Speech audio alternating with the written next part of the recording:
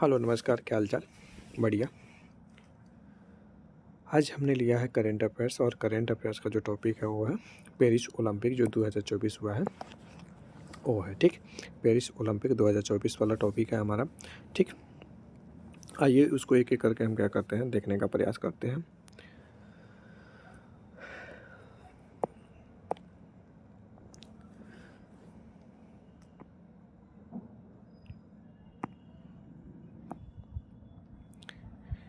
इस ओलंपिक की शुरुआत कब से होती है? तो इस ओलंपिक की जो शुरुआत है, इस ओलंपिक की शुरुआत कब से होती है? तो इस ओलंपिक की शुरुआत हो जाती है 26 जुलाई से 11 अगस्त तक चलता है। 26 जुलाई से 11 अगस्त 2024 तक चलता है। ठीक, 26 जुलाई से 11 अगस्त 2024 तक ये चलता है।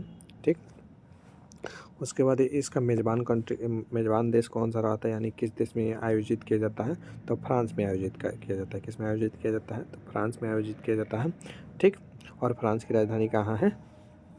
तो पेरिस है। ठीक है। अच्छा, 100 साल के बाद ये फ्रांस में आयोजन किया गया। इसका नारा की अगर हम बात करें, ठीक, इसकी अगर नारा की बात करें तो इसका नारा क्या है कि games wides open, games wide open, खेल सबके लिए खुले। क्या? खेल सबके लिए खुले, इसका ये नारा है। ठीक, अगर हम बात करें कि इसमें कितने देशों ने और कितने लगभग एथलीट ने भाग लिया, 200 प्लस देश ने भाग लिया और 10,500 के आसपास क्या किया एथलीट ने भाग लिया। ठीक,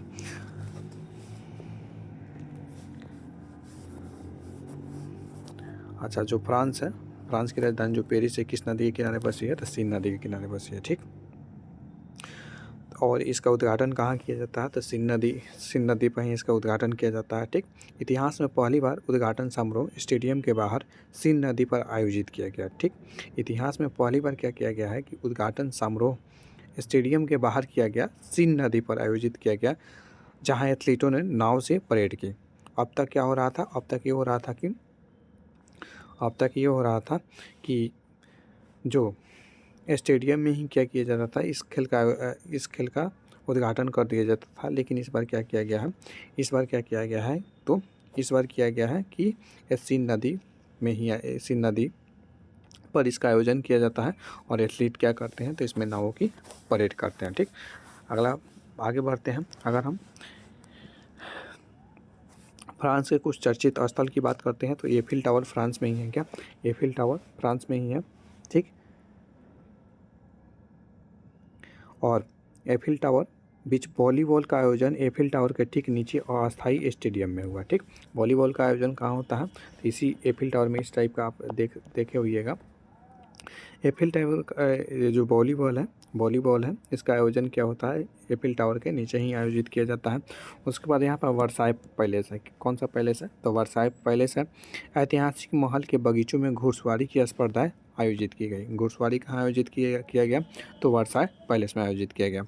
ठीक, यहाँ एक ग्रैंड पैलेस है। यहाँ पर तलवारबाजी और ताइक्वांडो के लिए इस अद्भुत कांच की छत वाले हॉल का उपयोग किया गया है। ठीक है, उसके बाद आगे बढ़ते हैं। अगर इसके शुभंकर की बात करते हैं, इसका शुभंकर क्या है? तो इसका शुभंकर की अगर हम बात करते हैं, इसका शुभंकर है द ओलंपिक फ्रिज। क्या? इसके शुभंकर की बात करते हैं, इसका शुभंकर कौन सा है? तो इसका शुभंकर है the Olympic fridge.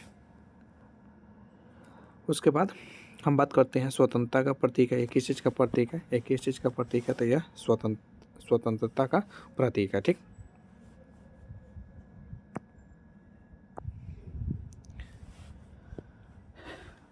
The Olympic fridge किस चीज़ का प्रतीक है? तो स्वतंत्रता का प्रतीक है। 2024 का शुभंकर क्या रखा गया है? तो फ्रिज रखा गया है। क्या? फ्रिज रखा गया जो पारंपरिक फ्रांसीसी टोपी पर आधारित है। क्या? फ्रांसीसी पारंपरिक टोपी पर आधारित है। यह टोपी फ्रांस के इतिहास में स्वतंत्रता और लिबर्टी का प्रतीक है। क्या? स्वतंत्रता और लिबर्टी का प्रतीक है। ये टोपी किस चीज़ का प्रतीक है? तो स्वतंत्रता और लिबर्टी का प्रतीक रही है। ठीक, इसकी अगर हम रंग की बात करें तो इसका जो रंग है लाल है। ठीक, नीला है और सफ़ेद है। देख सकते हैं, ये लाल है, फिर नीला है, आँख जो बना हुआ है, और फिर उसी में सफ़ेद है। ठीक, जो फ्रांसीसी ध्वज का प्रतीक भी है। ठीक, जो क्या चीज़ का प्रतीक है? तो फ्रांसीसी ध्वज का प्रतीक भी है। यह समावेशिता और एकता का संदेश देता है। क्या? यह समावेशिता और एकता का संदेश देता है। इसकी अगर हम शुभंकर की बात करें, तो इसके शुभंकर कौन सा है, तो द ओलंपिक फ्रिज है। और एक किस चीज़ का प्रतीक है, तो स्वतंत्रता का प्रतीक है। 2024 का शुभंकर यहीं रखा जाता है, फ्रिज, ठीक। जो पारंपरिक फ्रांसीसी टोपी पर आधारित है। यह टोपी फ्रांस के इतिहास में स्वतंत्रता और लिबर्टी का प्रतीक रही है। इसका जो रंग होता है लाल, नीला और सफ़ेद है, जो फ्रांसीसी ध्वज से लिया गया है। यह समावेशिता और एकता का संदेश देता है। किस चीज़ का संदेश देता है, तो समावेशिता और एकता का संदेश देता है। वहीं पर अगर हम आगे बात करते हैं कि पेरिस में भारत का सफ़र की अगर बात करें, तो भारत ने पेरिस में 2024 में टोटल कितने पदक जीता है, तो 6 पदक जीता है, ठीक है। और विश्व पटल पर अपनी छाप छोड़ी है। और टोटल पूरे विश्व में भारत का क्या स्थान रहता है, तो 71 स्थान रहता है, यानी 71वां स्थान रहता है, ठीक। भारतीय अगर हम पदक विजेता की बात करें अगर, तो नीरज चोपड़ा किस खेल से संबंधित है, तो भाला फेंक से संबंधित है। इनको कौन सा पदक मिलता है, तो रजत पदक मिलता है। जबकि मनु भाकर जो कि शूटिंग से संबंधित है, 10 मीटर एयर पिस्टल में इनको कांस्य पदक मिलता है। वहीं पर मनु भाकर और सरबजोत सिंह को शूटिंग में ही मिक्स टीम में क्या मिलता है, कांस्य पदक मिलता है। भारतीय हॉकी टीम को क्या मिलता है, पुरुष हॉकी में कांस्य पदक मिलता है। और स्वप्निल कुसाले को शूटिंग में कांस्य पदक मिलता है। वहीं अमन सहरावत को कुश्ती में क्या मिलता है, कौन सा पदक मिलता है, तो कांस्य पदक मिलता है। कौन सा पदक मिलता है, कांस्य पदक मिलता है। अगर हम टोटल 6 पदक में बात करें, तो एक जो मिलता है रजत मिलता है, क्या मिलता है, रजत मिलता है। और जो 5 मिलता है वो कौन सा होता है, वो कांस्य पदक होता है। रजत किसको मिलता है, तो नीरज चोपड़ा को मिलता है। और भाला फेंक के लिए मिलता है, ठीक। शीर्ष अगर हम 5 देशों की बात करते हैं, तो 1 नंबर पर अमेरिका है, ठीक है। 1 नंबर पर कौन है, अमेरिका है।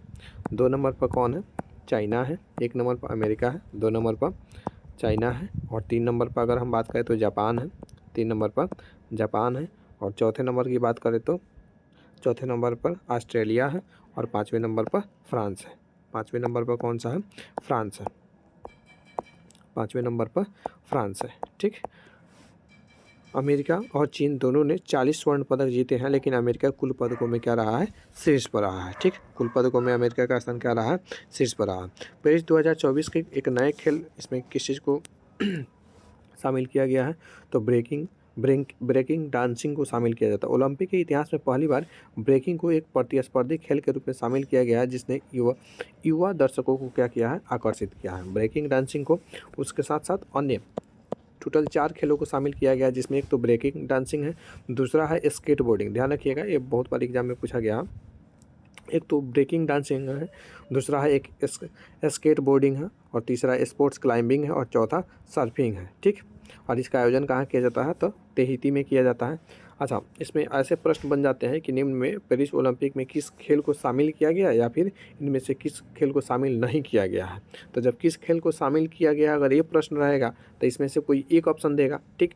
अगर नहीं किया गया है तो 3 इसी में से रहेगा, और एक दूसरा जो खेल रहेगा, दूसरा कोई खेल दे देगा ऑप्शन में, तो उसमें आपको पहचानना होगा। तो ये चारों को याद रखना बहुत इंपॉर्टेंट है। कौन कौन है, तो एक तो ब्रेकिंग डांसिंग है, दूसरा स्केट बोर्डिंग है, तीसरा स्पोर्ट्स क्लाइंबिंग है, और चौथा सर्फिंग है, ठीक। अगर हम बात करते हैं गोल्डन बॉय को जो रजत पदक मिलता है, इस पर अगर हम बात करें तो नीरज चोपड़ा ने भाला फेंक स्पर्धा में 89.45 मीटर का शानदार थ्रो के साथ रजत पदक हासिल किया। कितना, 89.45, 89.45 मीटर की शानदार थ्रो के साथ इनको कौन सा पदक मिलता है, तो रजत पदक मिलता है। वह लगातार 2 ओलंपिक, यानी टोक्यो में इन्होंने स्वर्ण जीता था और पेरिस में रजत जीता है, ठीक। तो वह लगातार 2 ओलंपिक खेलों, टोक्यो में स्वर्ण और पेरिस में रजत में व्यक्तिगत पदक जीतने वाले पहले भारतीय ट्रैक और फील्ड एथलीट बने हैं, ठीक। पदक का रंग मायने रखता है, लेकिन संघर्ष उससे भी बड़ा होता है। ये नीरज चोपड़ा पर ये बहुत ही सटीक बैठती है, ठीक। इसमें अगर हम कुछ रिकॉर्ड की बात करें, तो इसमें पहली बार क्या किया गया है, 100% लैंगिक समानता का ध्यान रखा गया है, क्योंकि इसमें आधे महिला और आधे पुरुष खिलाड़ी को शामिल किया गया है। इतिहास में पहली बार पुरुष और महिला एथलीटों की संख्या क्या किया गया है, तो समान रखा गया है, ठीक। 0 नए अस्थायी निर्माण, यानी 95% आयोजन मौजूदा या अस्थायी स्थलों पर हुए, ताकि पर्यावरण पर्यावरण पर बोझ क्या हो सके, कम हो सके। ठीक, आशा है यह सेशन आपको पसंद आया हो। मिलते हैं नेक्स्ट सेशन में नए टॉपिक के साथ। तब तक पढ़ते रहिए, बढ़ते रहिए, अपना और अपनों का ख्याल रखिए। Thanks for watching this video, be connecting. Thanks again.